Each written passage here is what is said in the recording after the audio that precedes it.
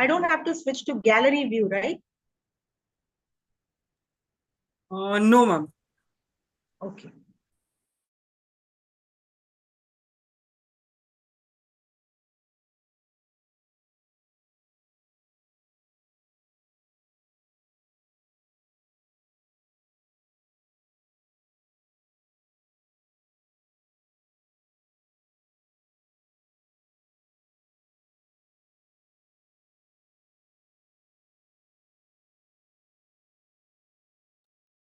And will it be for a total of 1 hour?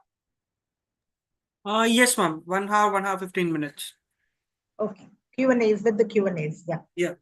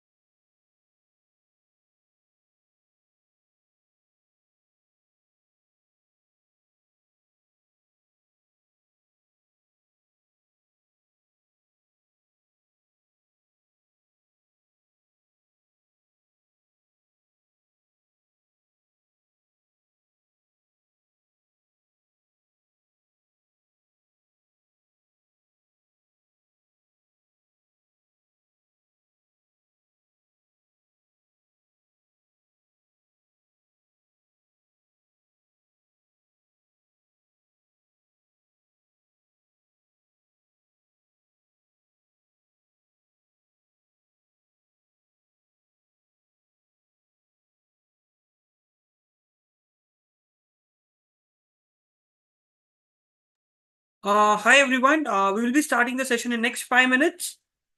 If I'm audible, please drop a yes message in the chat box. So it's easy for us to understand that we are audible to you guys. Just give us 5 more minutes and we will start the session.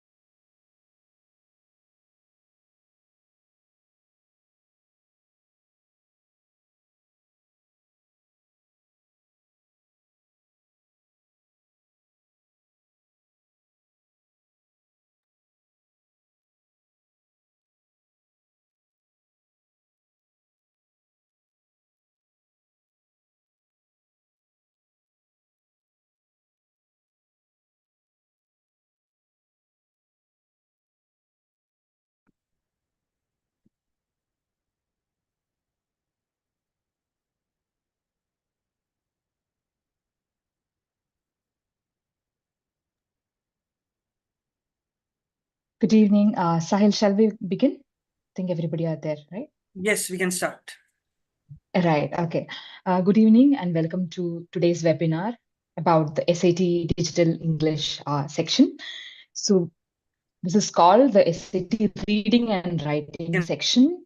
And one obvious thing about the section is that it appears so easy. but the moment you begin taking the questions, you just can't realize why the scores go down your expected range, and you don't know how to climb up in the score range, right?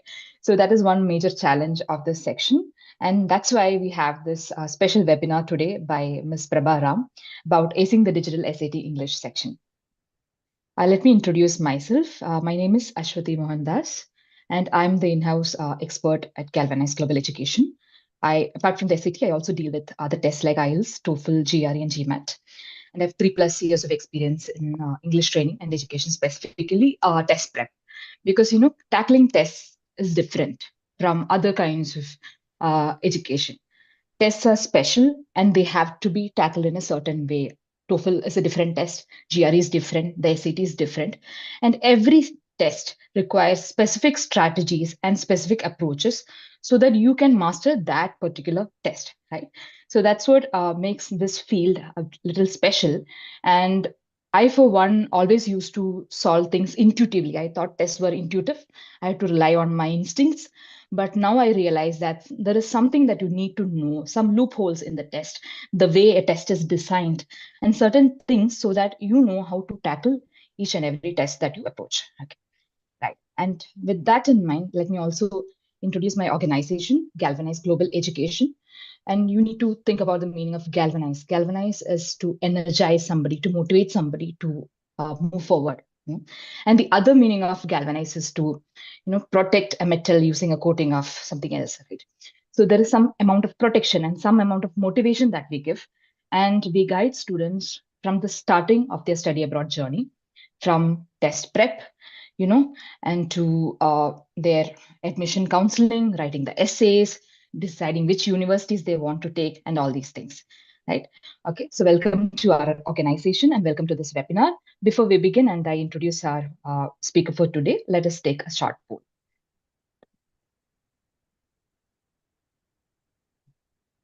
Where are you on your study abroad journey? Think about this. Are you just starting to explore your options? Okay, majority clicking that already. Are you researching universities and courses? Are you preparing for entrance exams, or are you applying to universities right now? Right, I can see 8 responses, great.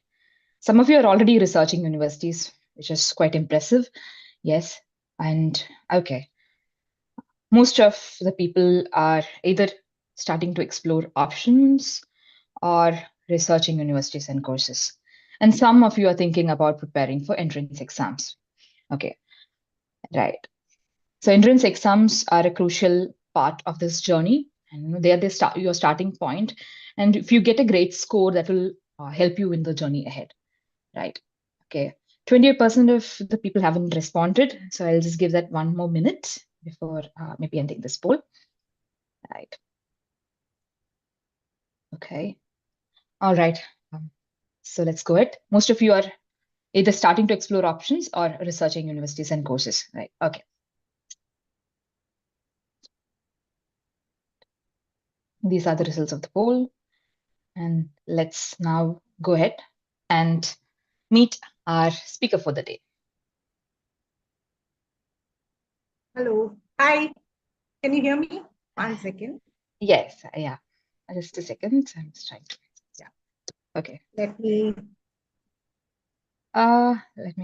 Please give me just a moment. Yes. I think the screen is stuck. So I need to share it again. Sorry for the disturbance. Okay. Right. Yes. So let's meet Praba Ram. She's an exemplary SAT coach and college counselor, and she graduated from UCLA, as you can see. And she is a person who has helped lots of students to achieve SAT scores, and she specializes in retakes particularly. So regarding the SAT, some of you would be already thinking about taking SAT for a trial, taking SAT once and then seeing how the scores come out, and then going for your final round, right?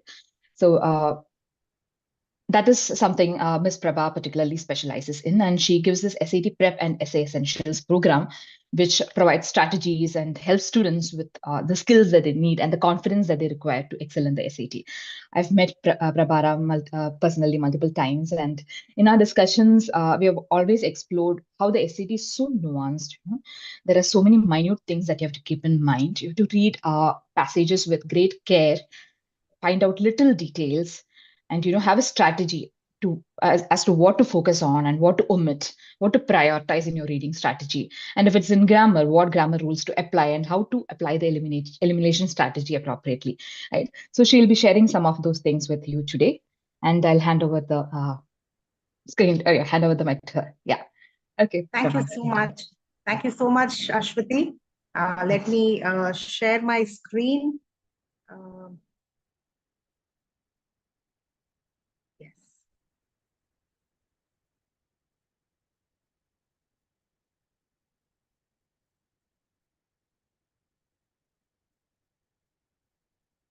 So, give me 1 minute.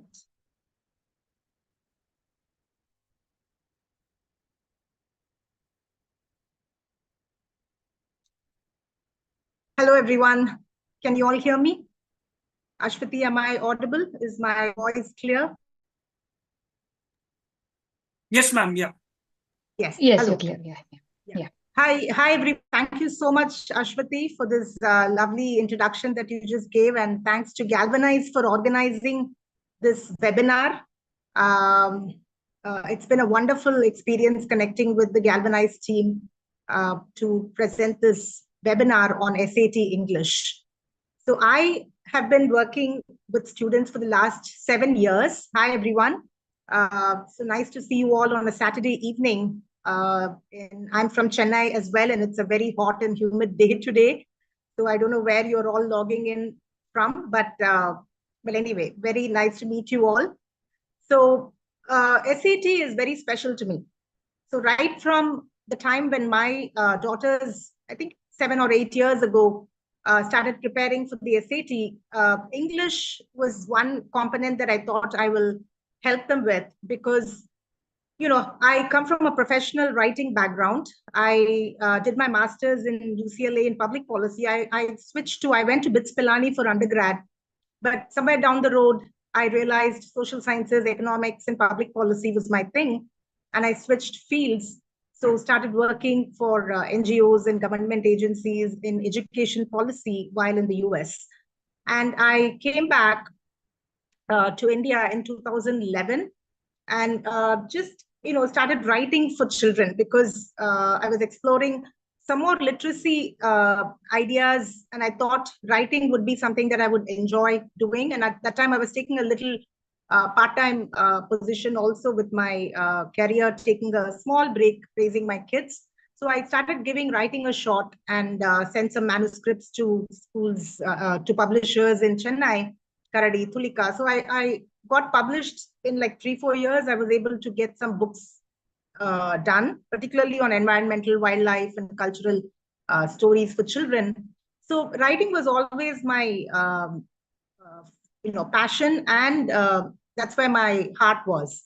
So reading automatically became, it was always there in the in the way that I approached things. So reading was something that I never gave up, right? So reading is very special, and particularly with my kids, I was reading a lot to them.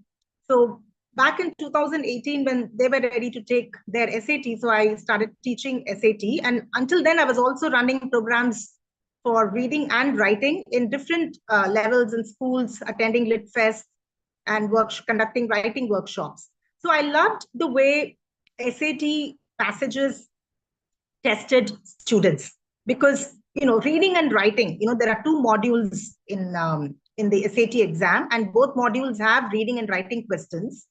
But then the reading questions have complex text, right? So there are a lot of passages. There are 27 questions in module 1 and 27 questions in module 2.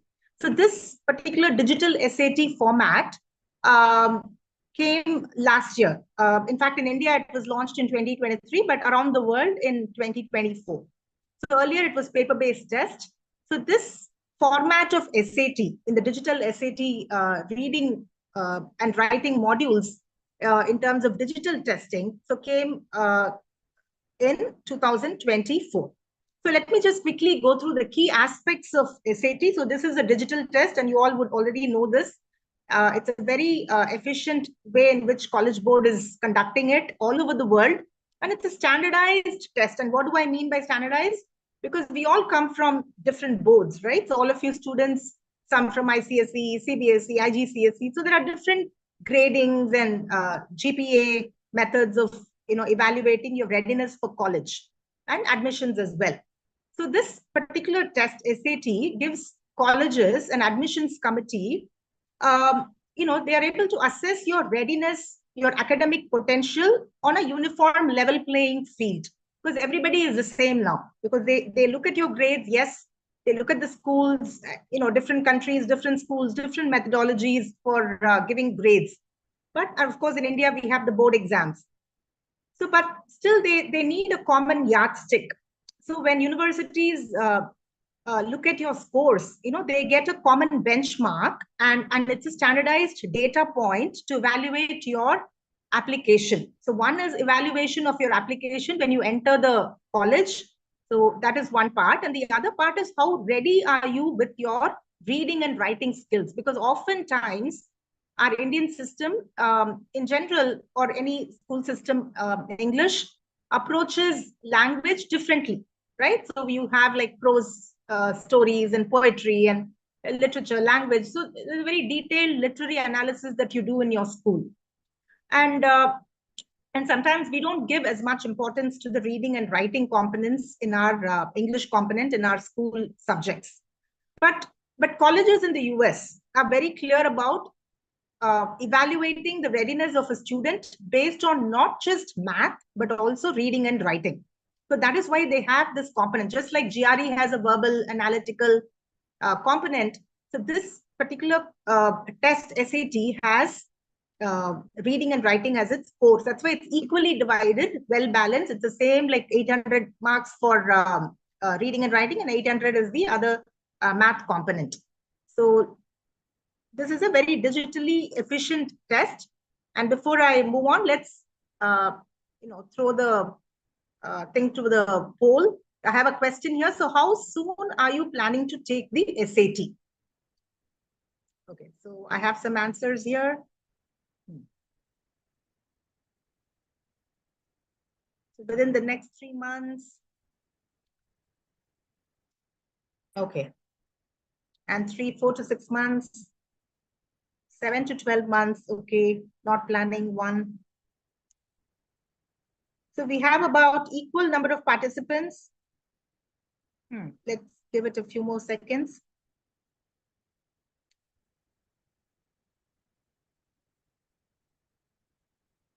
Okay.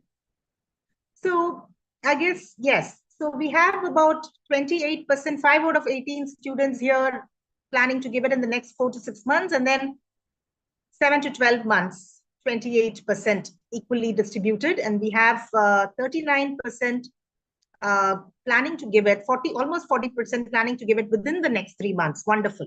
Okay. So let me go back to my screen again.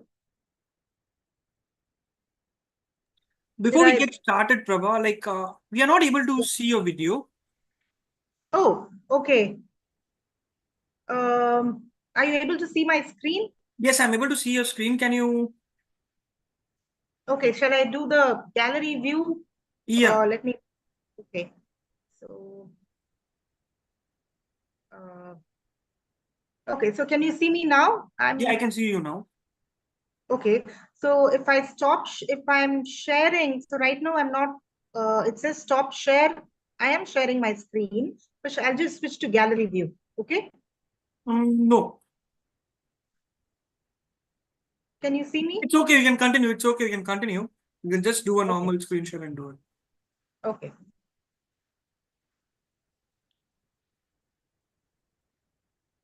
Sorry for the interruption, guys. Yeah. Yeah, sorry. 1 second. So I think I'll have to go back to the original. Oh. I lost the.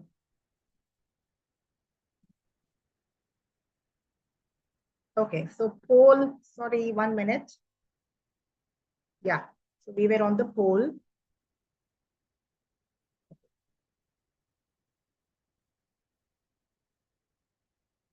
Exactly, we can move on next. Yeah. Yeah, so this is the one. Poll 2 is done. So we'll move on to the next slide. So admission. So why does SAT matter? So this is the $1 million question, right? So why do you have to take this test? Because you are presenting yourself to a vast number of US universities. So that is the number one goal. I'm sure like you all are thinking about applying to schools outside India, and some of you might be interested in applying to schools within India. So today we have about 40 plus Indian universities accepting SAT. So this is another reason why a large set of students take the SAT. And then there is, the element of how successful you're going to be in college. So this is also an indicator for colleges. So when you take the SAT, it's not just for the admissions, but colleges also know that you're ready for college success. So this is a standardized test. This was earlier I'd mentioned how your academic potential also comes out through the SAT. And the last point is a broad level of skill assessment. So it's through the reading and the writing and the math component, they're able to assess you in terms of readiness for college. Okay, so yeah, so this is the same similar thing that I just mentioned, that how each student comes from a different background, and your SAT gives colleges the quantitative data point. And often you'll see that each college publishes the range of scores, the 25th, 50th, and the 75th percentile. So if you're, you'll have a list of colleges, right? So the target, the reach, and the safe. So when you have a reach school, so there might be a particular score, say 1500 plus or 1450 plus, that particular school might have as range. So you would have to prepare in a way that you reach that target score. So that is the key advantage of giving SAT, and also looking at that score range on the college websites and figuring out like what is the range, and only then you get into the system, because that is the cutoff, the basic cutoff for entering a college admissions pool, because it's going to be a very competitive pool if you're looking at the target schools, right? And your reach particularly. But the safe ones are within a lower range, 25%. But for 50th and 75th percentile, that is the range you're going to look at for your top schools. So your application will stand out. And then comes the part where, one second, it also shows the academic readiness in critical reading, writing, and mathematical reasoning skills. So let's move on to the next slide. Yeah. So you already would be familiar with the modules that the test is structured in terms of, adaptive. I'm sure all of you would have understood what adaptive means. So module 1 has a set of questions, right? So 27 questions. And module 2, the difficulty level of module 2 will adapt based on the performance that you have in your module 1. So that's the key difference between your earlier paper-based test and the digital test. So this is module-based. Module 1 will have like 27 questions. Module 2 will have 27 questions. But the way you perform in module 1 will determine the difficulty level of module 2. So that is the key difference between the earlier tests that SAT had and today the adaptive digital test. Then comes the linear, how the school English is. It's very different from your typical high school English classes. So SAT is not testing you on the comprehension the way you have learned it in schools, where there is direct passages where you just have to look for some information and pull it out and present your answers. Or it's not even, say in IB or IGCSE, you have literary analysis, writer's effect, and you compare text. So you write long answers. But this is just a very focused, multiple choice based question that you will be facing in the SAT English section. So let's just, 1 second, sorry, it's just stuck here.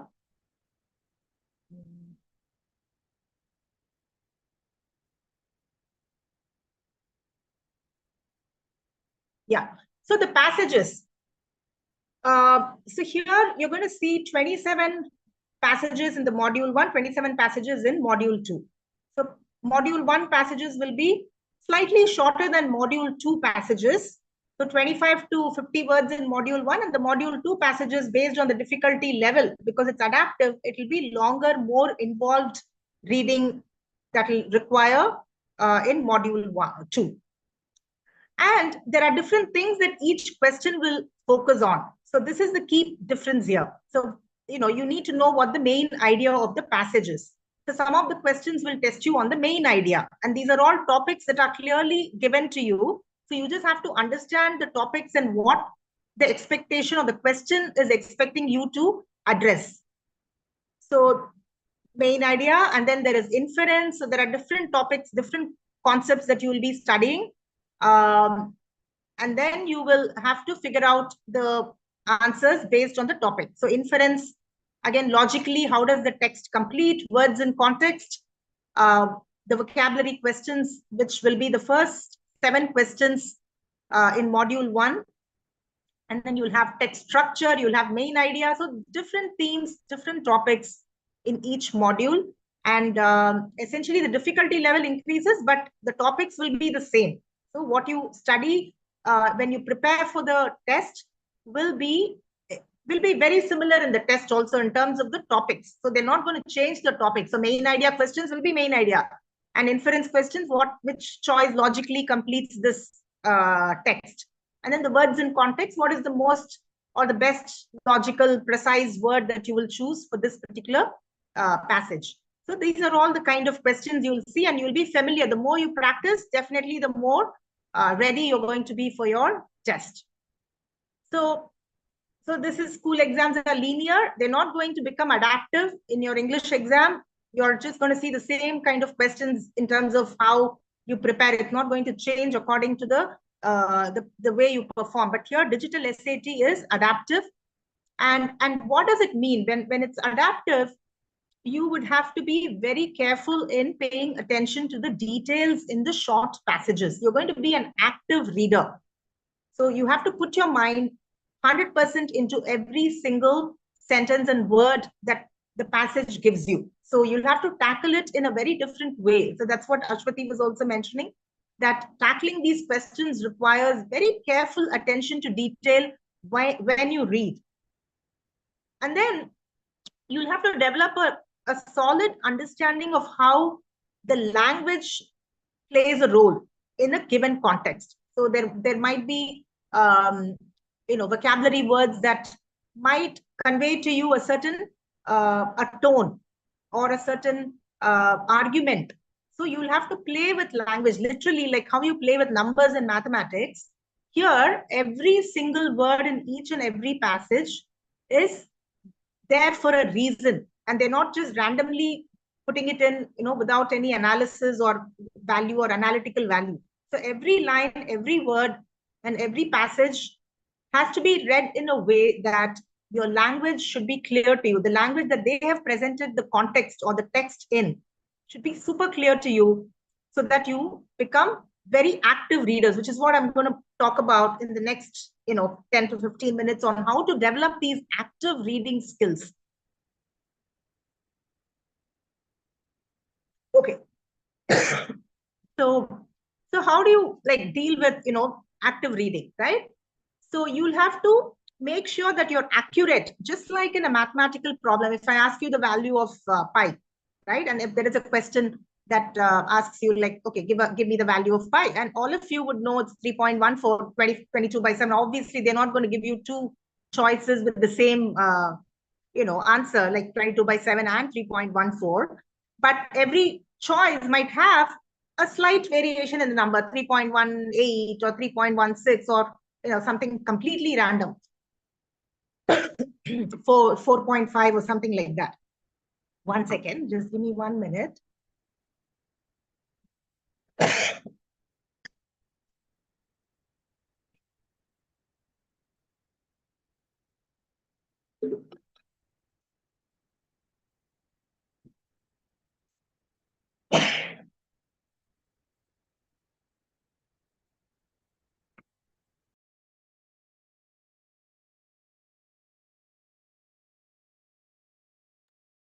Hi Prabha, can you share your screen again?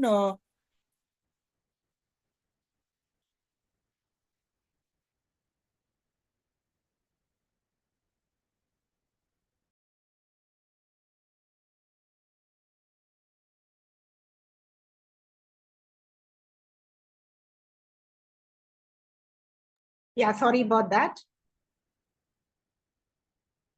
1 second, let me go back to the slides. Yeah.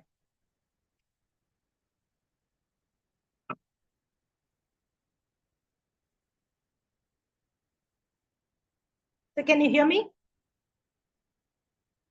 Yes, Prabha, we can hear you. Okay, great. So pacing and accuracy, sorry about that. I just had a little pause. So pacing and accuracy in the first module. So that is going to be very important because, the more, and I always tell my students, you need to ace your module 1.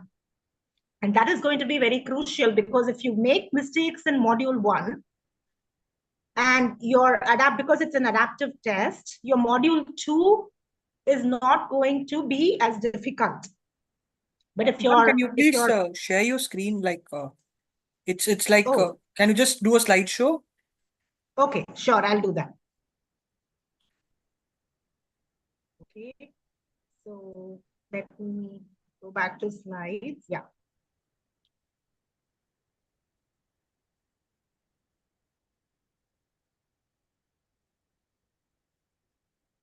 Can we see the screen now? Yes.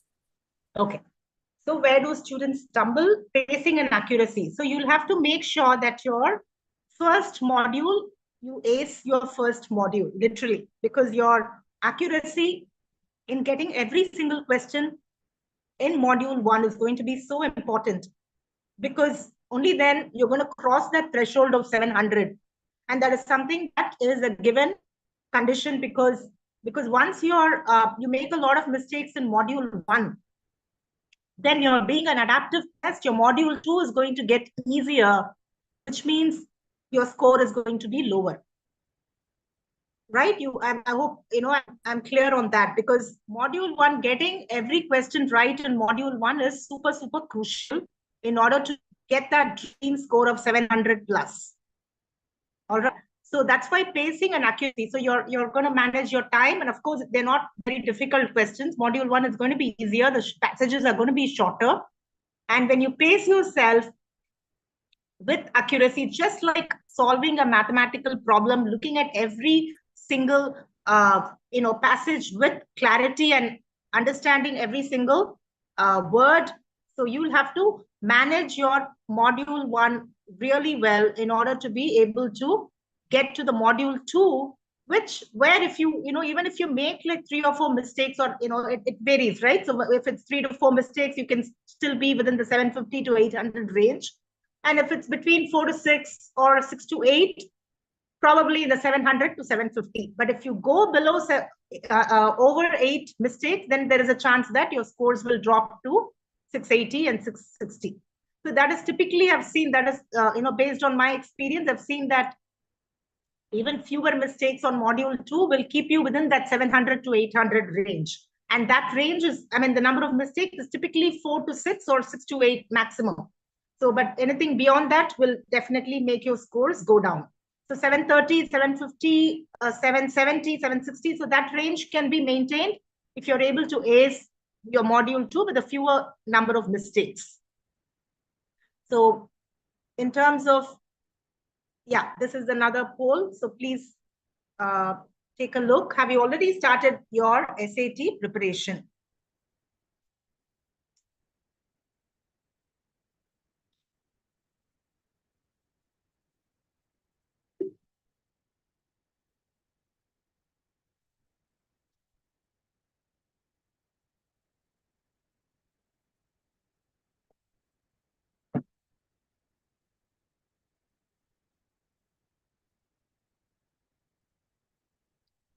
So we have some answers here. So actively preparing, we have about 5 students, and yes, but not consistently, we have about another 5. 31 equal distribution, and not yet planning to start soon. I'm guessing those are the students who probably don't plan to take it within the next 3 months. And we earlier we saw that there were students who were planning to take it within like 7 to 12 months. So probably in the 10th grade. So I'm assuming that the ones that are preparing now are in the 11th. Okay. So let me close this thing and let's see what happens. Yeah. I'll have to go back to the original. Yeah.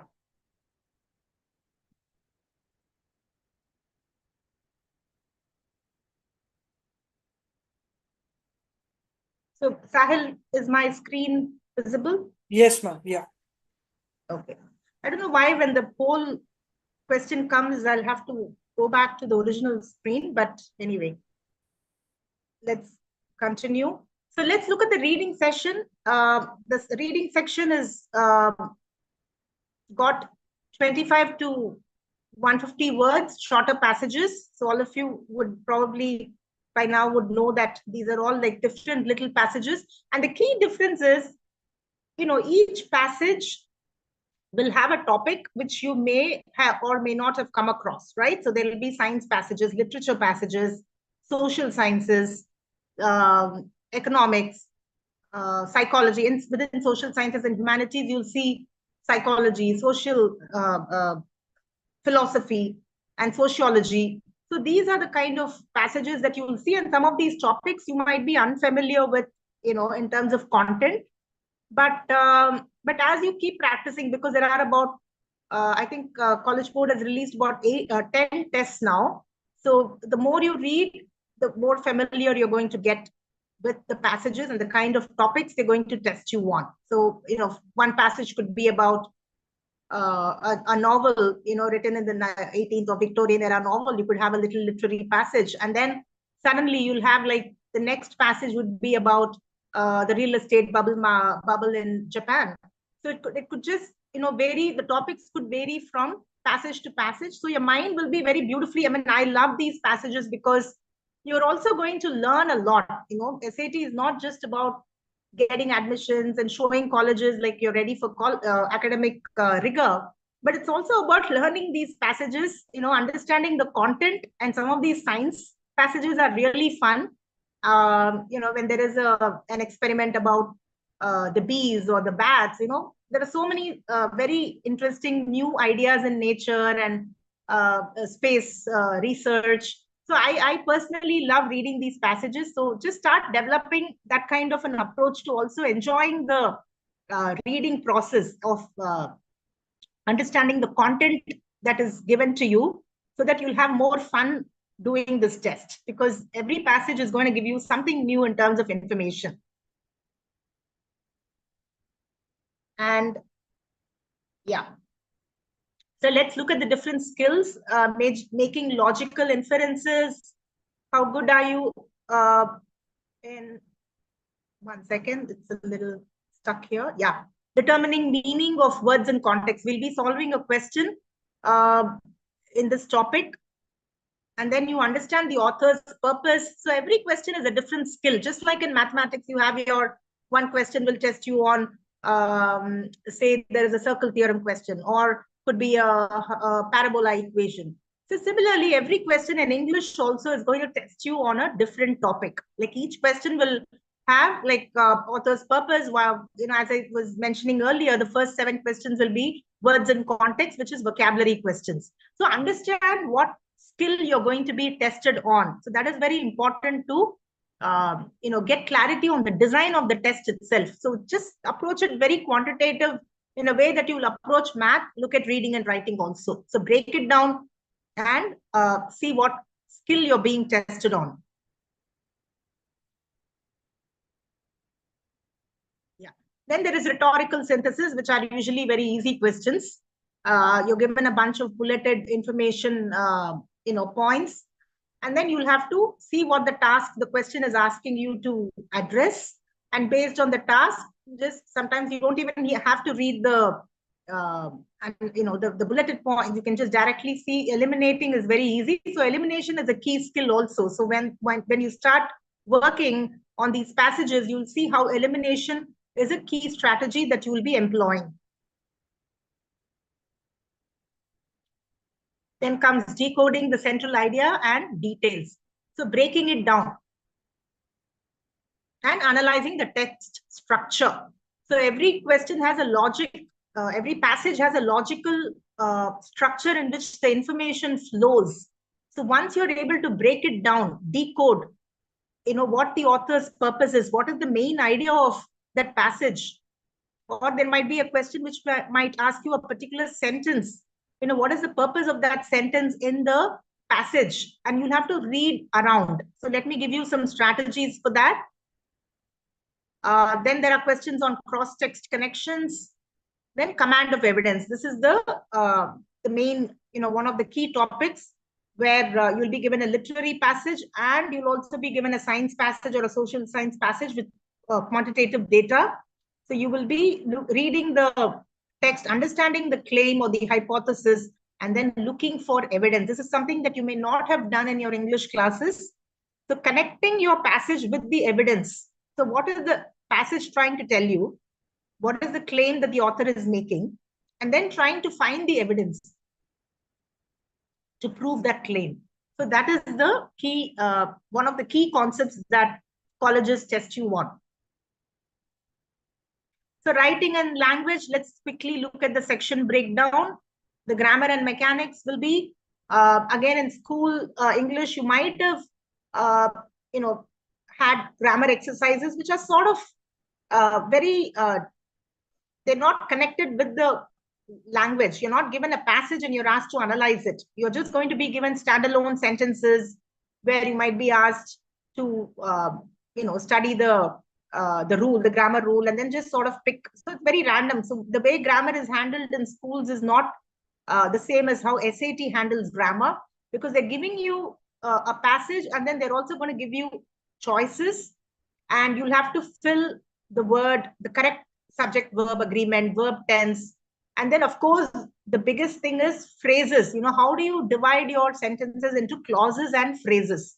So that should be clear to you. And this is so important because it's not just for SAT, but also for, any writing project. You should be able to create sentences which have the right placement of clauses and the right placement of phrases. So this is something that SAT really wants their student to, be good at, because, the more you practice and more you understand these rules, when you enter college and when you're handling complex text, when you're writing your, projects, essays, you're not going to make errors. So grammar is super important for, any writing process, right? So it's like the spoken language is different from the written language. Written language is done in a formal way, so in a professional way. So you'll have to understand the rules of grammar. When I speak, I'm not thinking about the punctuations that I'd be using. But when you write, you have to obviously know how to use your colon and your semicolon and your commas and where do you put semicolons in a complex list, which is a question that many students get wrong. If there is a semicolon, they think it's only used within two independent clauses. But in the last 1 year of SAT, they've also found out that a lot of students make mistakes with complex lists. Semicolons are used in complex lists.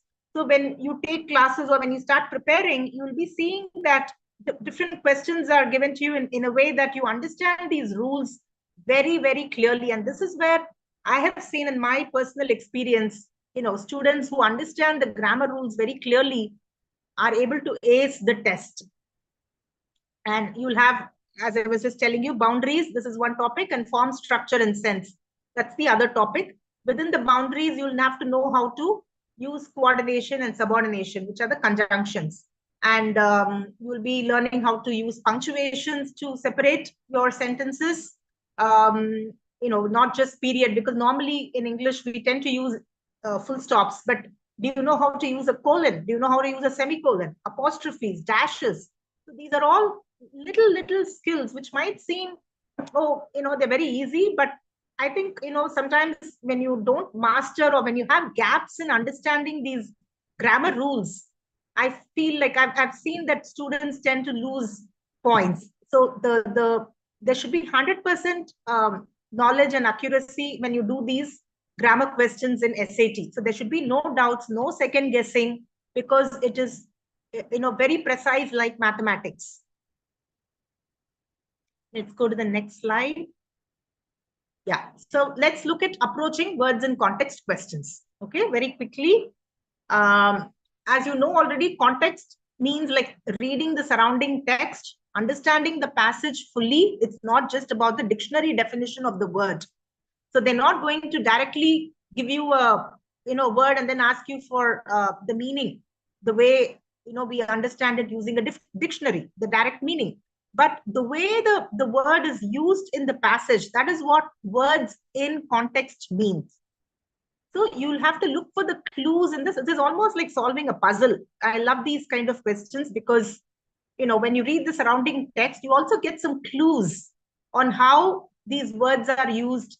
Sometimes you'll have to analyze the tone of the passage, look for the connotation. So you look for the context clues and you also look for the connotation.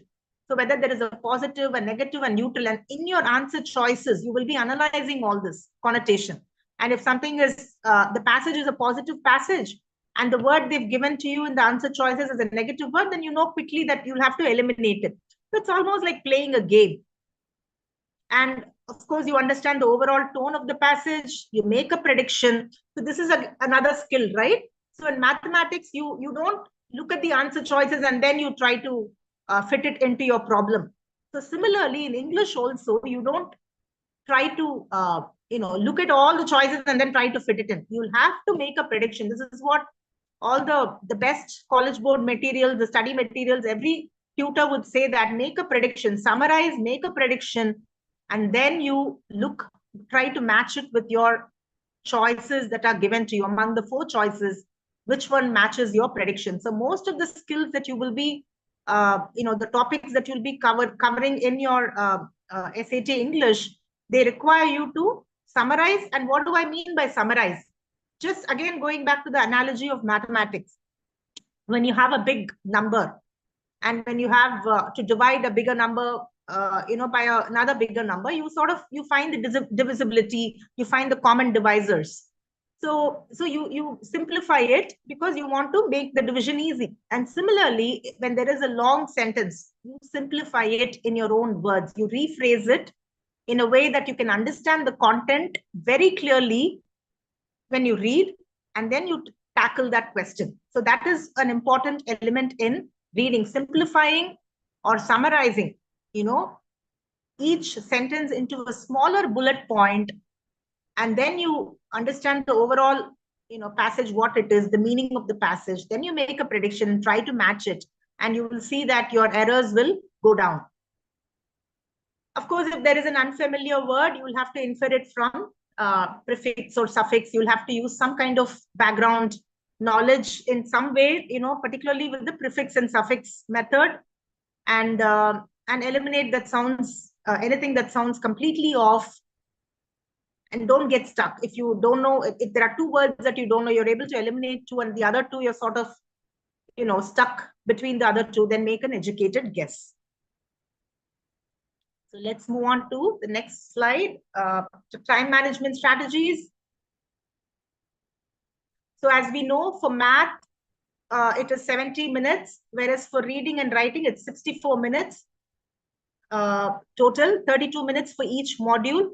You will see an on-screen timer, which tells you how to manage your time. So again, going back to the same set of skills, active reading, you're summarizing, you're predicting, and then you're identifying, matching your word or your answer with the choice that is given among the 4. And then prioritize the questions also. This is a strategy I've seen many of my students use. If they are very confident about certain set of questions, they will go to those questions, finish them, and then they come back to the ones which they think, might take a little longer time. So don't spend too much time on a difficult question, because you don't want to lose your easy ones which you're very strong in. So that you'll have to really practice, and that comes out of taking the practice tests. And making educated guesses is also a skill. And then comes, reading the question first, particularly rhetorical synthesis. And, once you know among the 4 choices, that one choice is right, you don't have to read the remaining answers. You don't have to keep wasting time, by looking at all the answer choices. If you're 100% confident that this is what it is, and move on to the next question. And that is the greatest time management skill. And then comes use bullet point summaries while scanning the passages. So this is important. So another set of tips for you. So close, careful reading, sharp focus. So annotate mentally. So if you're able to highlight on the screen, great. Otherwise, you just keep annotating as you read, and keywords you'll have to pull out. Focus on the key terms in the question. And do not rely on outside knowledge. SAT does not expect you to know anything about that passage or the topic based on your past experience or knowledge that you've gained from other sources. Then comes, one second, sorry. Yeah. So what is the main point? So you'll have to critically read. So as you read, your mental little voice in your mind should keep asking questions. So how does this connect? What is the main point? How is it linking? Evaluate the surrounding text. Read every word and understand for questions which require the command of evidence questions. Clearly understand, identify the claim among the 3 or 4 sentences given to you. And then when you have to look for the evidence, you'll have to, make it use the strongest evidence and how is it relevant.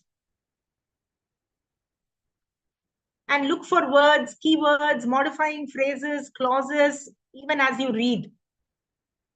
And notice the tone, the nuance, the rhetorical devices. How is the persuasion done? Or how is the author building the argument? So there is a lot of logic involved in understanding the passage very clearly. And the way you read will certainly make a difference in understanding how you're going to analyze the text. And then the word choice matters. So this is another slide on reading. So we're going to almost get to the end. Understanding the question types. Yeah, this is important.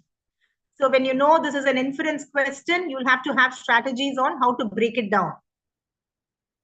And then main idea, again, you'll have a bunch of strategies when you're preparing with your tutor or, through an agency like Galvanize or any area where, you access official materials. You'll have to have the strategies like, Khan Academy gives strategies as well. So you'll have to understand the strategies very clearly and the vocabulary and context approach, transition type questions. So each question is a different skill. So you need to master the strategies for each question type.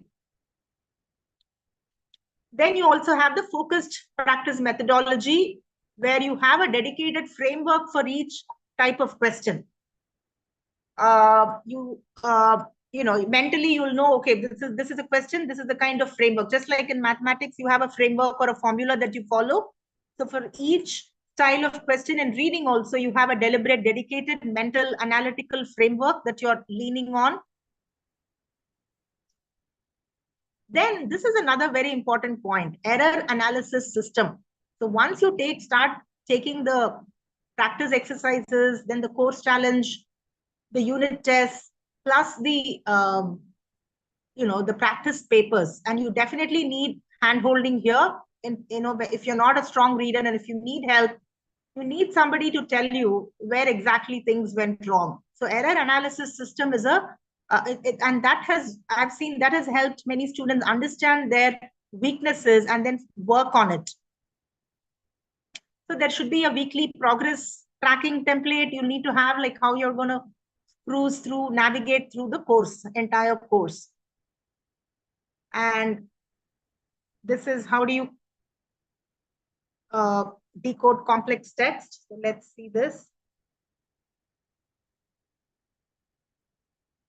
Yeah. So again, looking at the structure of every passage. So how is the passage structured? So every passage has a shape, in terms of the sentences and the logic and the transition words.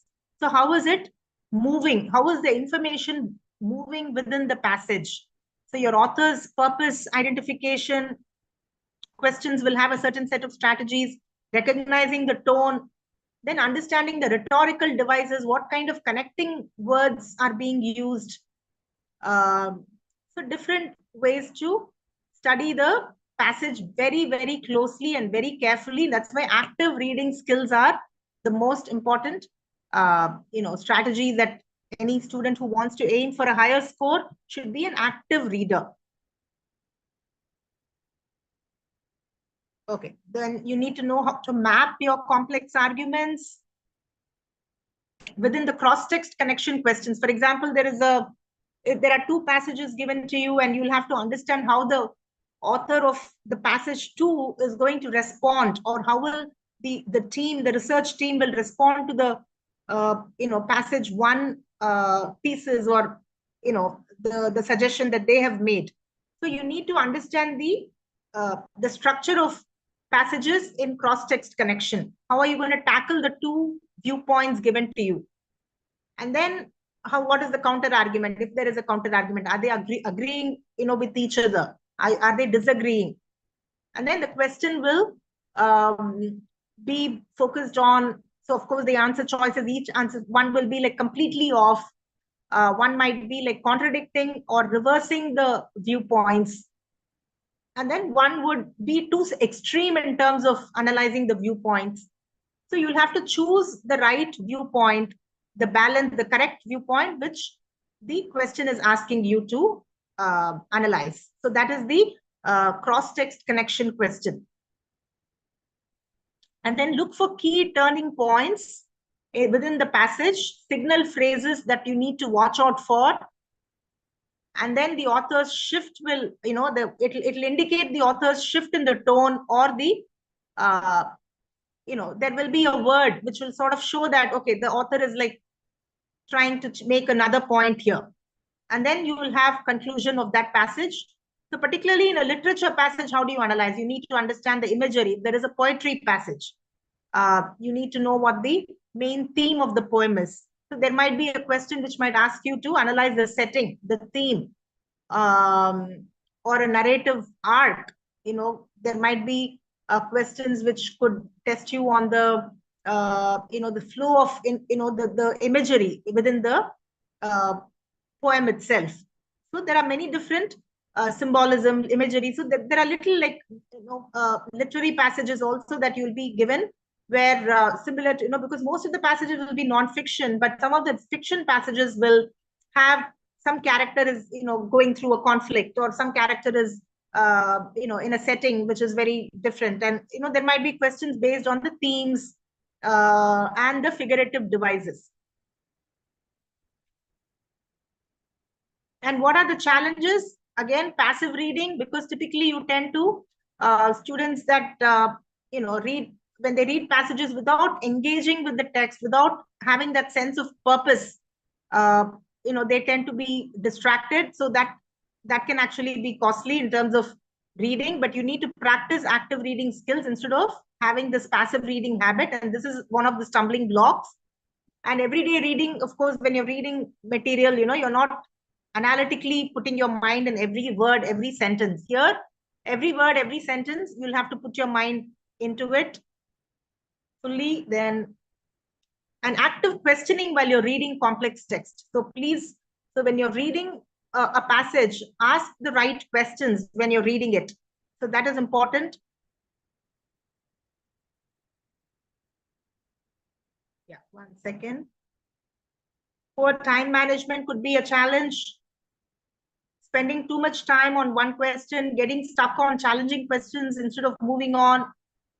These are all stumbling blocks and challenges. And if you have a weak analytical framework, so if you sort of don't know how to change your strategy according to the question, so that's also a weakness that I've noticed. So you need to know what strategy to employ for each and every question. And Again, missing the structural framework or the elements that authors use to organize the ideas. So going very logically, looking at the author's logic. So you have an analytical way of looking at the framework that the author is approaching the passage based on. So identify the purpose and the main arguments. In writing section, of course, it's the grammar rules that always, become the challenges for some students. So inconsistent understanding of core grammar principles, and then relying on sort of what sounds right instead of the systematic rules. Just like in mathematics, you have your systematic rules. You have a bunch of rules in grammar, which you need to be completely thorough when you take the test. Then comes missing high frequency tested concepts. So semicolon, colon. So there are some questions which are 100%, you're going to see them in your test, and particularly complex list. When there is a complex list given to you, you need to know that semicolons have to be used. So these are all commonly made mistakes in the grammar part of the test. And this is again a rhetorical skills deficiency. If you're not able to understand the information clearly, then you might lose a little bit here and there, but you need to know how the transitions work. And other limitations in general, you think an answer is right, but it might contain subtle errors. So do not go for any partially right answers, and don't be generous in choosing answers which are almost correct. And don't go with answers based on personal opinions and anything that is outside the scope of the test. So, some of the choices might have, information that is outside the scope of the test, the text itself. So do not choose answers which, don't provide the right evidence for you. So always stay anchored with the text. And don't fall for partially correct answers. Just like in mathematics, you're not going to choose an answer which is partially correct. You're going to aim for that accuracy. Here too, every choice that you choose in every question should be 100% accurate. And they are going to set traps in the answer choices. So you shouldn't fall for them. You'll have to identify what those traps are. And general performance barriers, of course, there's a little bit of anxiety on the test. The cognitive processing can be impaired by the text stress, but if you're, very cool and, keeping yourself well prepared, practicing all the tests that College Board has given to you and understanding your errors, and then, making sure that you don't second guess anything and go with your initial instincts and don't overthink, overanalyze, so time pressure, of course, leading to careless mistakes. And these are for any test, for any entrance test. These are typical, performance barriers that you need to be watchful of. And also quality of the content that you are preparing. So you need to make sure that you don't go with unofficial materials. So this is where your quantity of practice doesn't really matter, but what quality of analysis that you're able to give yourself when you're preparing. That is very important. And who's able to help you with that process? So do you have somebody to handhold you through the process and guide you in the way that you should be guided in order to take these tests? So, and not reviewing the incorrect answers. This is very important. So this, sometimes students do not review their incorrect answers, and you need to sit with a tutor or a mentor to analyze your incorrect answers. Or if you can do it yourself, you can try to approach the mistakes and understand where you went wrong. And do not use any non-official materials or unofficial materials. Then vocabulary limitations. Of course, if you're unfamiliar with academic style of writing, the formal professional writing that you see in these passages, you need to practice. Of course, it's not difficult. It's not like people who take these tests are, gifted with some genes or anything. It's just that there is, more familiarity develops the way, you read and the way you can practice. You can develop these skills, in a way that you can tackle these questions, with 100% precision and accuracy. So, of course, there is context-dependent word meanings that you should know how to analyze. Then there are nuanced word choices. So, practice vocabulary word lists. If you have any word lists and websites where you can, try some questions, try some, not questions, sorry, try some word lists, vocabulary lists, that will be great. So let's try a question now. Yeah. So this is a question that I thought might be fun for us to work on. Let's start. Let me read it out to you. Despite the critics' initial skepticism, the artist's later works achieved widespread acclaim. Her earlier pieces, often deemed too unconventional, eventually came to be seen as of the innovative styles that would later define her oeuvre. So how do we read this? Despite the critics' initial skepticism, the artist's later works. So you know that there is something about the time angle here. So the artist's later works achieved widespread acclaim. Okay, so her works have done really well. Although initially there was some skepticism and criticism for her work. Her earlier pieces often deemed too unconventional. So they were like sort of very off. She had a very unconventional style and eventually came to be seen as dash of the innovative styles that would later define her oeuvre. So let's see the answer, the choices that you have here: culmination, precursors, antithesis, derivatives. Okay, so you can give it a shot and I'll give you a few seconds to see how you want to solve this question in vocabulary, because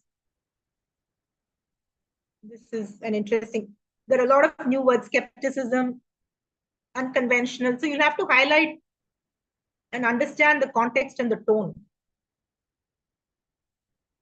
Eventually, that's another word, came to be seen as dash of the innovative styles that would later define her oeuvre. So shall we look at the solution here? You can put it down on chat.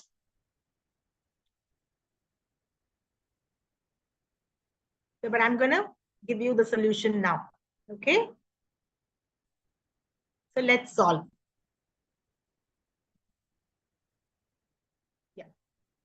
So initially unconventional works eventually came to be seen in relation to her later acclaimed innovative styles.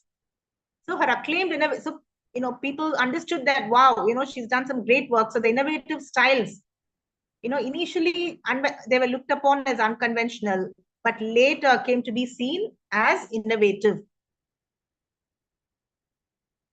And then we have the word precursors, which means we're talking about something that is giving you what is going to come later. A precursor is what comes before, and it's giving you something as a hint of what is going to come later. So her works were, her earlier unconventional works came to be seen as precursors to the acclaimed innovative styles that she used later. So the innovative styles came later, but what was like her initial unconventional works were seen as precursors. That's it. So very easy to, when you break it down and you understand the context, that it's actually talking about something that came earlier and then what happened later. So that kind of a time frame, clarity should be should have emerged in your context question here. So let's see. And why the other choices won't work. Of course, if you on test day, if you know for 100%, if you're sure that it's precursors, you choose the correct answer and you move on. You don't have to even look at the other words. Of course, culmination means final point. Her early works were not the end, right? They were just the beginning of what was going to come later. Then the other word is antithesis, which is the complete opposite. Her works were not the complete opposite to what her later style was. They were actually kind of pushing her towards that unconventional, innovative style, which came later. Her unconventional works came earlier, and then her innovative styles came later. Then derivatives. Derivatives, you know that it is when you take one thing and then, it's come from something else. So her early works were not copies, or they were not like, they were not derivatives of the later style. It was not like, what it means is unconventional means it was ahead of her time. So that is what unconventional means. So derivatives does not fit in here. So these are new words. Some of them might be like antithesis. It means complete opposite. Culmination means the final point. Culmination you might be aware of. And derivatives also you might be aware of, that something is drawn from something else. That's a derivative. You might have come across derivatives in mathematics or even in science. But here, so sometimes that's another interesting thing. Based on the context, you'll have to know how to use these words also, or how they are used in the passage. And then there is antithesis, which is the complete opposite. That's it. So precursors is your answer here. Precursors. Then comes, another poll for you. So what aspect of the college application process do you find the most overwhelming right now?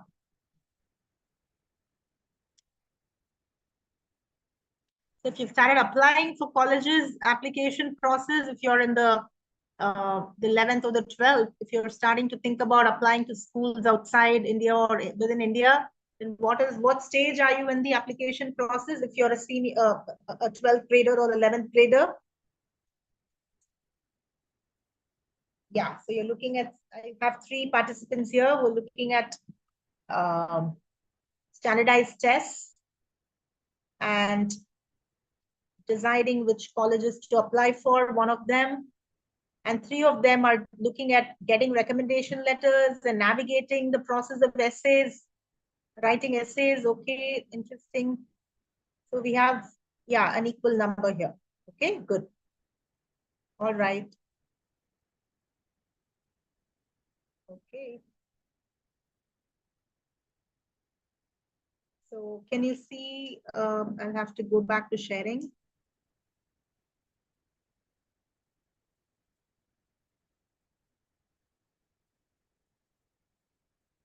I have to scroll all the way down. Oh, It's okay, like I have to again. yeah. Okay. So we are on slide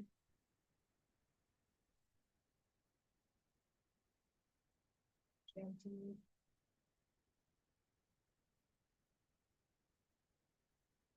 Sorry about that. I think the poll is toppling my screen a little. I don't know what's happening there, but yeah. I think we're sort of coming to the end of the presentation here. We've solved the question, and we also know the different styles of passages that you are going to be facing and the different strategies here. So, yeah, we talked about time management. I would request you to stop the screen presentation and move directly to the slide number 33. Okay, I'll do that. So I'll have to go to, sorry, stop. Okay, stop share.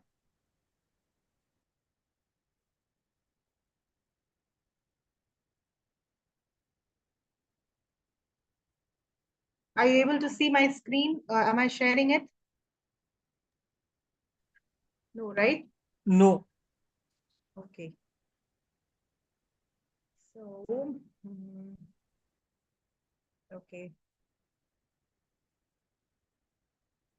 So I think I will let Ashwati share the screen and then I will read from that. Yes, sure, Prabha. I was just going to. Thank you so much. Yeah, no problem. Okay. So we are here, right? Yes. Okay. Yes. So we were on. Yeah, let's have a look at a few case studies. Yes, the next slide.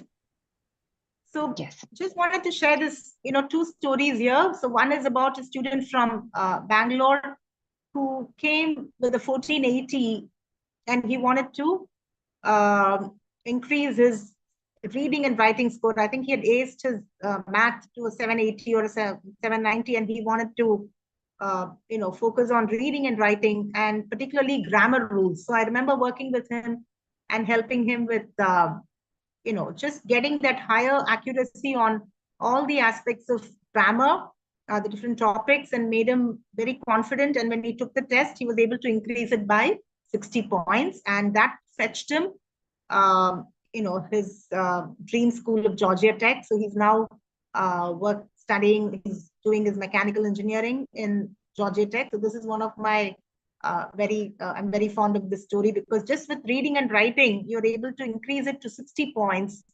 And then it fetches you one of your top schools. So that is the power of how English, SAT English can be, you can really, with the focused and targeted practice, you can increase your scores and get to your dream school and university. Okay, so the next slide, please. Yeah. So this is another story of Ananya from Seattle. So again, she had a 1540, but she was aiming for Ivy Leagues, and she wanted to improve her scores. So again, came for English reading and writing, and she had a full in math. She just increased it by another 50 points. So this was again, I think it was in 2024. She took the digital test, I think, in March, and this year she's gotten into some top schools. Of course, Georgia Tech and Carnegie Mellon were her top schools. Ivy Leagues, I don't know, just one or two interviews I think she had some issues with, but typically, I mean, I've seen that 1590 is a wonderful score, and but she's choosing Carnegie Mellon based on her subject interest, major interest in computer science. So this is my other story of how reading and writing contributed to fetching that dream reach school for that student. Okay, so the next slide. So this is typically the timeline that we are looking at, in terms of preparing 3 months. You have an intensive 3 months of preparation, review all the concepts, take all the practice exercises and homeworks, assignments, and then create a study schedule, take an early diagnostic test, understand your strengths and weaknesses. And if you're a retaker, if you have a score and if you want to retake it, again, you'll have to set aside another month for that. But typically 3 months of solid preparation, then you decide whether you want to retake, give it another month to understand where you went wrong, what were the errors, what are the areas like information and idea, craft and structure, standards of English convention. So the score report will give you a clear breakdown of where your problem and weaknesses were. So once you figure it out, then if you need professional help, you come to agencies like Galvanize, and then you start, again, you prepare and you retake. So SAT doesn't penalize you for retaking. In fact, 2 to 3 times is common. Many students do that in order to reach that dream school, dream score. Okay, all right, next. Yeah, this is the last poll here I have with me. So while planning to study for the digital SAT, do you prefer to have an hour-by-hour study schedule or have a more flexible plan? Are you more spontaneous?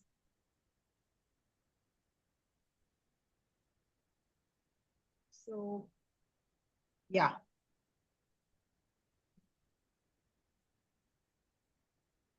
Yeah.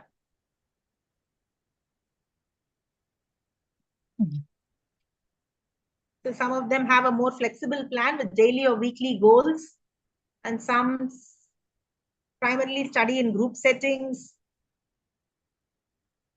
Yeah.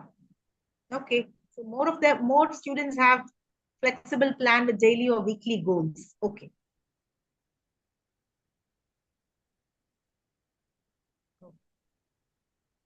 The next.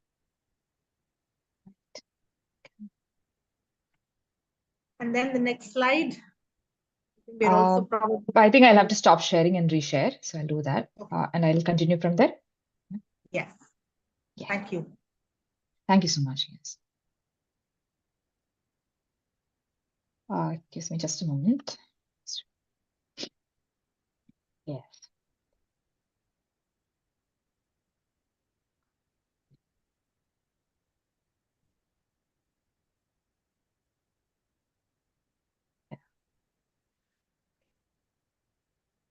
So I hope my screen is visible now. Yes. Yes, Right. yes. Okay. Thank you so much, Prabha, for such an informative session. And Thank thanks you. to all the participants who have been with us this whole journey. Right. So let me give you quite a small intro on how we, the organization, approach this test. Right.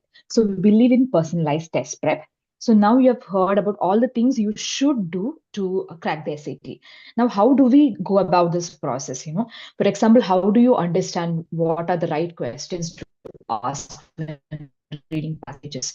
How do you know what things to look out for? If you are a person who is not aware of these things, you get from that level to where you want to be, right? So that's where we come. And we take you through this process of test preparation and profile building so that your admission process goes on simultaneously along with your test prep. And the journey, all the steps will be there with you for that, right? So one of the first steps is profile evaluation, identifying where you as a student stands, what your strengths are and what your weaknesses are. And on one side, your test prep will be handled by English and math instructors. You have dedicated course managers to monitor your progress. Even if you are a person who doesn't quite remember to get to your homework, we are there to remind you for that, for example. Or if we are there to push you for your mock tests, to get you to come back and we'll review it with you, right? So test prep happens on one side, and then you have your admission counselors helping you with your profile building, and you have university shortlisting, somebody to help you with your essays and with your entire application process. Now, some of our unique features of our test prep are personalized study plans. So everything is personalized for the student. It is one-on-one SAT test prep, which means no matter where you are, even if you're a beginner or even if you're an expert already, we have students who already know too much about the SAT and they come to us, right? Even they have somewhere to get to. Or students who know nothing about the test practically, even the test format, but even they are helped throughout this process. We have dedicated instructors for each subject, and the instructors will handle classes with you and will be covering each question type in great detail. We'll be taking up all these things that Ms. Prabha was discussing, and we'll be showing you how to apply these strategies, right? And then we have video lessons for you to go over what you had in class, discussed in class, and then you will be taking small practice tests first so that you master each little bit. If it is words in context, you practice words in context questions. Once you get perfect there, we move on to the next topic. Like that, we cover all the question types, and then you take your full-length test also simultaneously. And like Ms. Prabha was emphasizing, review is very important. You need to review your mistakes, because what are mistakes for if not for understanding what you should do better the next time, right? So even if you are learning to ride a bike, this is an example I overuse in classes. Riding a bike is a skill. It needs to come with a lot of practice. You will fall down, you will make mistakes, and then only you'll learn, right? So that's how we'll go about this process. You learn how to do things, you make mistakes, and we build from those mistakes and take you forward, right? So here are a few case studies. We'll go through them quickly. Now, one aspect most of you stressed in the poll was that you need flexibility in your planning. Now, Prakriti was a student who came to us with very less time in her hands, and she was also traveling to the US and back throughout this time period. It was just 3 weeks. And then we adjusted the classes according to her requirements, because we understand that students of your age have a lot of things going on. It's just a misconception that you have a lot of free time. You have classes, you have coaching. Some of you take the JEE along with SAT. You have a lot of things going on, even your extracurricular activities, profile building. So we try to always accommodate the classes according to your schedule. We have instructors available at different timings so that we can help you with this. And in Prakriti's case, we also had live feedback sessions in class. So she would practice live because she was already quite good. So we had extended sessions. She would take mixed practice questions, and then I would provide feedback during the class itself. This is another student. His name is Suvin. And the student felt that, when the material we provided, Galvanize, closely matched what was there in the test.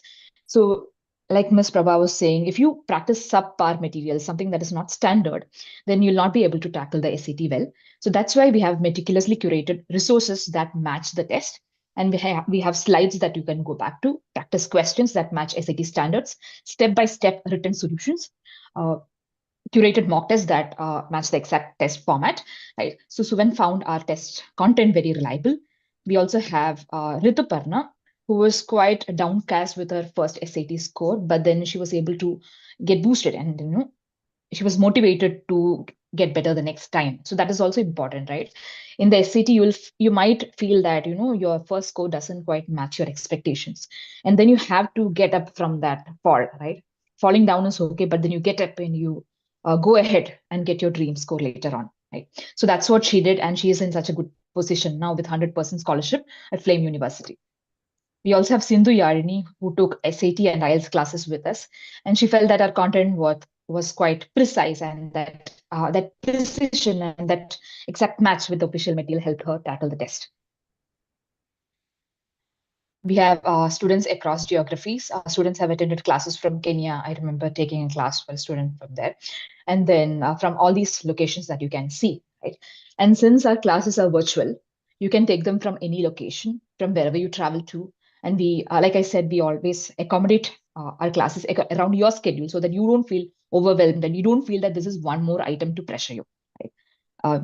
You can see some of the universities where students have received admits, some of the highest percentiles, and right, some global university students got to, some students with scholarships, right?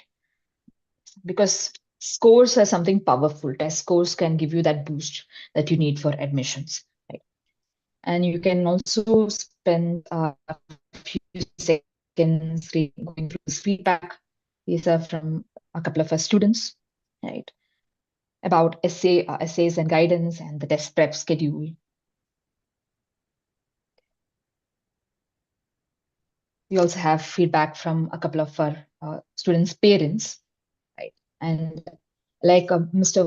Vanji is saying here, you need to trust the process. There is a process there, and there is an entire team rallying around you. From the starting, that somebody's there to talk with you, talk to you, and get what you want, how weak you are or how strong you are, what you're worried about, and nothing is nonsensical, nothing is too silly to ask. So when you have that kind of personalized care, and if you trust that process, you also invest your energy. And if you don't invest your energy, we are there to boost you for that as well. We chase students, and we kind of push them and motivate them to actually work with us, and so that they don't feel that this is something cumbersome, something that is heavy that they have to do, but it's something that happens on the side and you get to where you want. Okay, and here is another poll. So you can tell us whether you would be interested in getting your profile evaluated to see where you stand currently. Can I see a few responses? Okay, not right now. Okay, that's great. Okay. Any more responses? Okay. Some people are interested in getting their profile evaluated, which is very good. Because there are certain things that you can do. So even when I was trying to get to my university, there were a few items that I needed help with. Whether I need something extracurricular added to my profile. So all these things would boost who you are. You're already somebody good, but you need to show that on your profile. And that's where counseling comes in, right? Okay, great. So I'm going to end the poll now.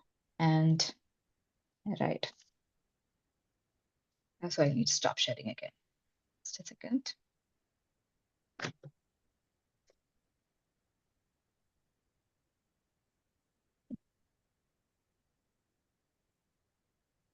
Okay, now it's time for our Q&A session. Ms. Prabha will be happy to take your questions and make you comfortable with whatever you're concerned about. Right, yes. Thank you so much. And I just want to leave you all with one powerful truth, that SAT is not a measure of your intelligence or your worth. It's simply a reflection of your strategy and test preparation, the commitment that you've been able to give, in understanding the techniques and the strategies and the skills that you're supposed to be learning. So that is it. It just depends on the focused way in which you look at the passages, and it's about practice, it's about persistence, and having that right approach can really, take you to that dream score that you always wanted to. So I'm ready for questions. If you want to ask me and Ashwati any questions that you have on your mind, so please feel free. Yes.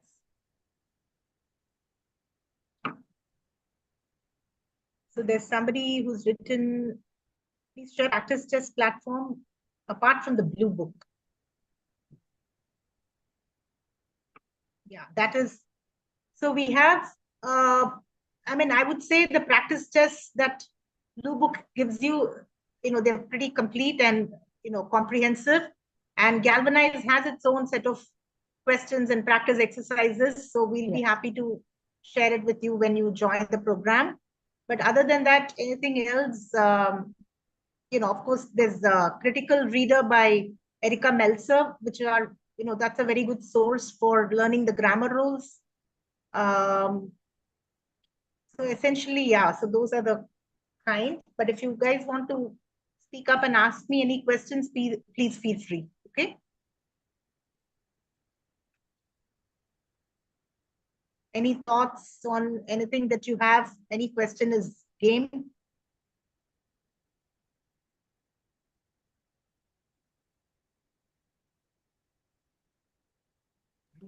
Anything? Hi guys, if you have any questions, you can also raise your hands and I can unmute you. You can ask directly to Prabha and Ashwati. So there is a question from Twisha Modi. Currently studying in 11th grade. Last year I scored 1150 in October 24 attempt. I look forward to appear in December 25 again. Will practice test at College Board and Khan Academy be enough? Also, can you guide me on minimum score that needs to be achieved for fetching admission in Indian universities like Flame and Christ?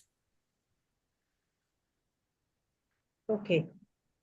So the practice tests on, College Board and Khan Academy, that the exercises, the unit tests, those are, pretty comprehensive. But at the same time, I would say, having somebody show you where you can improve your scores, would really help. Because even if it's just a short term, 8-week or a 10-week course that you want to do, just like you would give time for any other entrance test. So I would say if you have a dream score in your mind and you want to aim for that, so certainly repeating the question papers and understanding, in fact, looking at the errors that you made, using those question papers would be invaluable, because essentially that's your official, material. So, and Galvanize prepares materials which are very close to the official material, so you get more practice.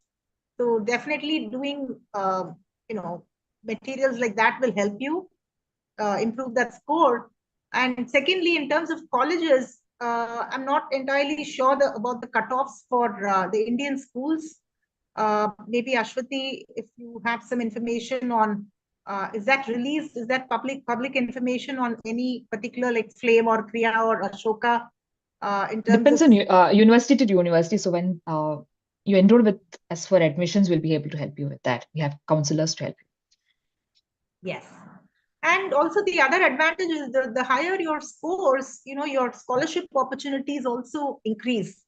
So that is a given. They try to match, whatever, even for international students, when you're applying to schools in the US, your SAT scores will fetch you some amount of scholarship if it's in the top range and in the 75th. So I'm sure they have a formula for figuring it out in terms of, if it's in the 75th range for that particular college, then they might divide some money and, and give it a scholarship.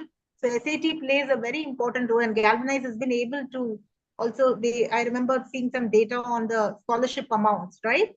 That Yes. Galvanize was able, the students at Galvanize were able to get. So SAT is again, not just about admissions, it's about getting a little bit of money for that expensive college journey. Okay. Yeah, any other questions? Yeah.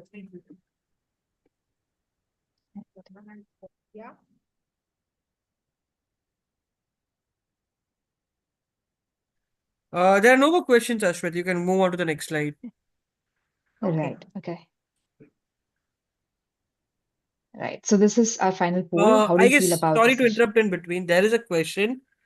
I took the Okay. SAT in March upon countless effort from October, but my reading and writing score never skyrocketed but remained the same. I would like to know if there's any possible way to improve my reading and writing skills. Right. Yeah. I mean, did you do it on your own, or did you have somebody help you look, review your mistakes and errors? So that is something that is definitely I would recommend, because having somebody look at your errors and analyze your errors would help you see where where your weaknesses are, and understanding the strategies like what we spoke about today, and clearly getting that the clarity on each and every question type and what they're expecting you, because you have to be practicing those active reading skills in establishing your core knowledge and skills in understanding every passage. So that's important, and I would highly recommend taking some help if you need, because countless I don't know how many times you took it, but if you want to discuss with me, happy to share some tips. Okay. I would like to add on to that, if that's okay. Yeah. If you're saying your score is the same, that means you're doing the same things that you have been doing. So you need to change what you're doing, right? So if you can also see the breakup of your score, which areas you are weak in. So you'll also find, for example, you might be weak in information and ideas. That's one area where students struggle. Or some people actually find grammar conventions difficult, right? So you can observe the breakup. And if you feel you're making the same kind of mistake, getting the same kind of score, you need to change your strategy. And you can get help there, like Ms. Prabha was saying. And if you have a teacher to show you, look at your mistakes, and this is what you're doing repeatedly. There is one strategy that we use is to actually put your errors on a spreadsheet or a table.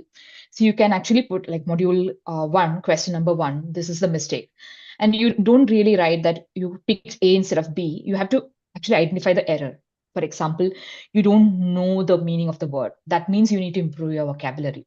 Or if you took the opposite answer choice, that means you're not reading the passage properly, right? So you can categorize your errors, put that on a spreadsheet, and I think that's something that can help you out, even if you're trying to do it on your own, or if you have a teacher that they can help you with this. Yeah. Any other questions, Sahil? No, Ashwati, but there are a couple of people who are asking with doubts with respect to galvanize fees and how we will help students. Okay. So I would request everyone to fill up the form which I have shared you on the chat box, and our expert advisor will reach out to you shortly. So our prices varies based on the products. So yeah, our student advisor will reach out to you shortly. I request everyone to fill up the form.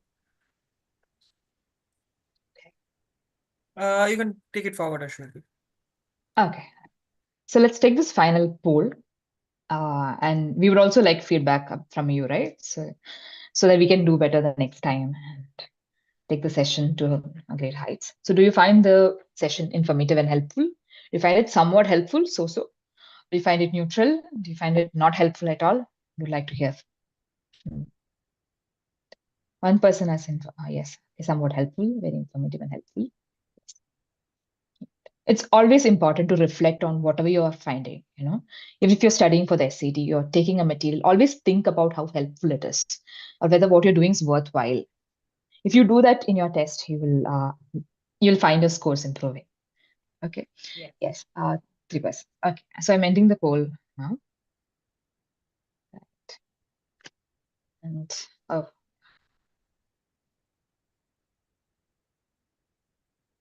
okay. Right. So you can contact us at these IDs. You can check out our website, www.galvanizeme.com. We also have a contact number. So I'll leave this on screen for a minute. So you can probably take a screenshot. That's easier, right? Who will take notes now? Okay. Yeah. So you can do that, and then we'll end the session. Thank you so much for staying with us. And thank you, Prabha. You gave a wonderful review for the whole test. Yes. Thank you. That's, it was really meaningful and very happy that we could connect. So thanks so much for making this whole session so beautiful and organized. Very easy to work with you all. And thanks to all the participants who spent time listening to the whole presentation. So look forward to being in touch. So do reach out if you have any questions. And there are the information on the website and contact number is available for you to reach us anytime. So looking forward to continuing the conversation. Okay. Okay, so good luck with Yes. all your test prep and a very good night. Thanks, Sahil, for all the tech help. Thanks, Prabha. Thanks, Ashwati, for joining the session. For the Thank people you. who are Yeah. asking the replay link, the webinar is available on our YouTube channel. So you can go there and watch it right away. Thanks, Ashwati. Thanks, Prabha, for joining Thank you. on a Saturday Yeah. night for the wonderful Yes. session. Thanks, Have a guys. wonderful Okay. Thank you so weekend. much. Thank you. Bye. Thanks to all the Thank you. participants. Bye. Yeah. Yeah. Thank you, guys. Bye-bye.